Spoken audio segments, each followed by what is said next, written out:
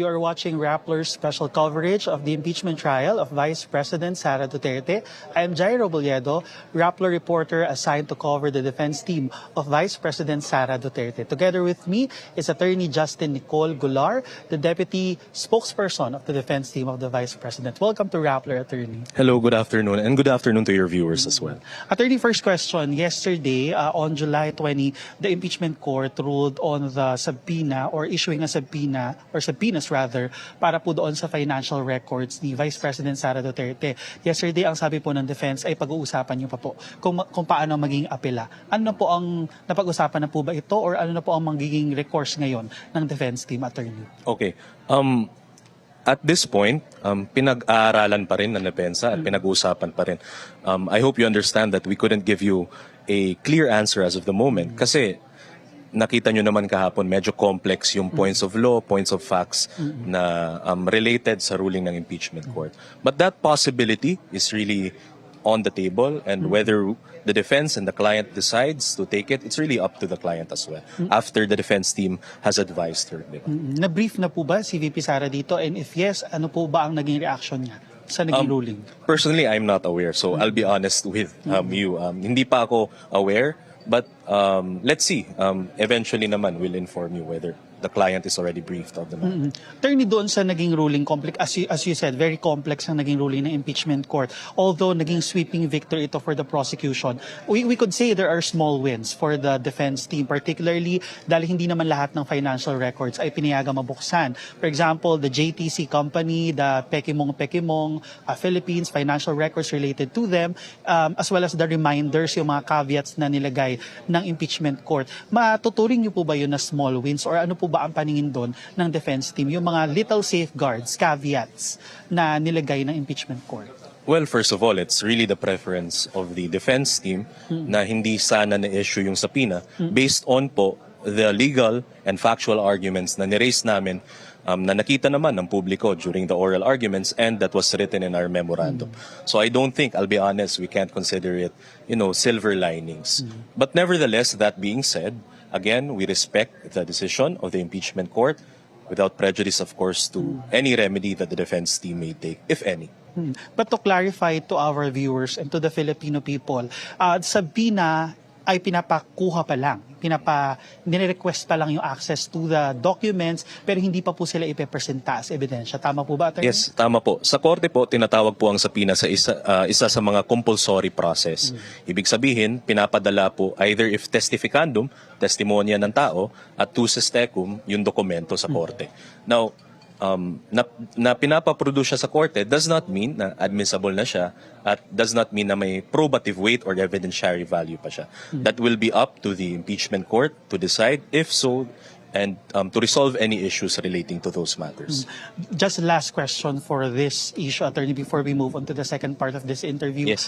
Yung mindset kasi ng some critics of the Vice President, including the prosecution, is that yung accountability trumps up daw yung privacy. Kasi ang argument dito ni Vice President Sara Duterte, yung kanyang privacy at constitutional rights, including right to due process, ay natatapakan itong pagpapasabina ng financial records niya. Ano po ang explanation doon ng defense? Bakit importante po that we, oppose itong mga ganitong klase pong motions ng prosecution, Attorney? Okay, number one, let me clarify na we respect everyone's opinion on the matter. No? This is clearly a very polarizing issue. Yes. But nevertheless, to clarify the defense position, we are not saying that accountability is not important.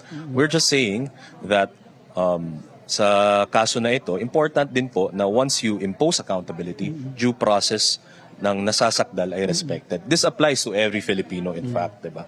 When elements of the state are trying to investigate you, the only protection you have is the Bill of Rights. And that's really the fundamental response of the defense team, na once we enforce accountability, that should at least be compliant with our Constitution, our laws, and our rules. Yan lang naman po ang posisyon namin.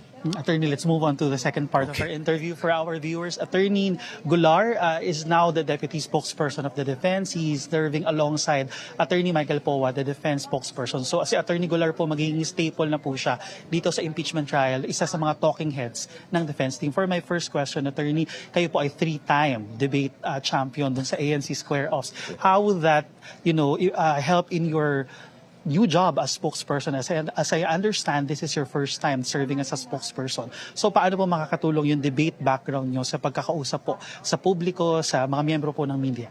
Well, I think the only advantage, if any, is parang sanay na ako to be around media people. But I'll be honest, this is an entirely new experience. I'm learning along the way, and I'm humble enough to recognize that the responsibility is heavy. But I could also learn from the media, from my peers, and even spokesperson from the opposing side. I'm just learning. In your background, in your profile, attorney, doon po sa Fortuna Arvasa Salazar firm, sinabi niyo po doon na one of the reasons why you pushed through and pursued law is because of social justice. Can you expound on that? Parang, how did that help you in taking up, psychology in undergrad and then law school, law, JD in for your law?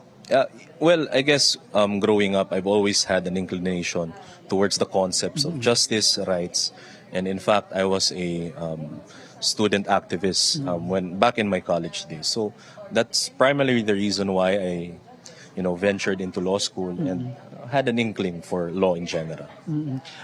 For my last question, attorney, before we give you away, ano po ang biggest case probably na nahawakan nyo so far apart from the impeachment, and what did you learn from that you apply here dito po sa pag-handle nyo po bilang isa sa mga 16 defense counsels po ni Vice President Sara Duterte? Well, personally sa firm naman namin, we are taught that there's never really a small or a big case, diba? Yes. Your duty as a lawyer should be consistent regardless of the client, regardless of the quote-unquote novelty of the case.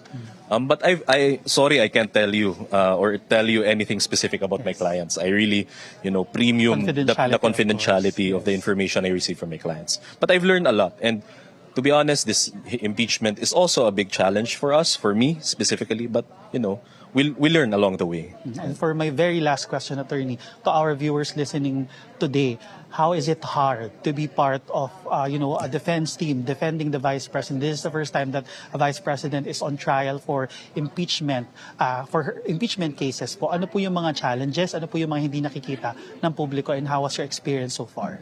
Well, the challenge is really doing your best to represent the client. That includes studying all relevant laws, all relevant documents, and probably adjusting sa fact na publicize siya to some extent. Yun lang.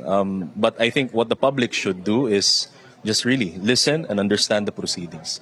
I'll try my best, Attorney Mike Pua will try our best to help you understand the developments of the impeachment case. Thank you so much, Attorney Thank you, Goulart. thank you. Maraming Peace salamat meeting po. you. Again, you are watching Rappler's special coverage of the impeachment trial of Vice President Sara Duterte.